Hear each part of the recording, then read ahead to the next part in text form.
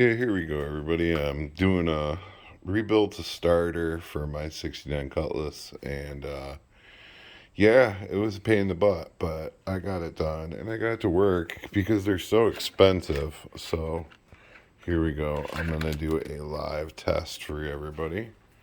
So you can see down here, here is the solenoid.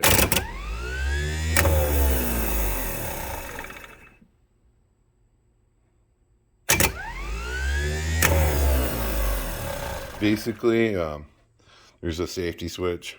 It goes to the positive, and here is this is your switch in your car.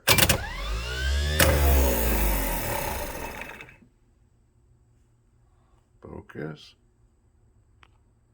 Of course it doesn't want to focus. Here we go.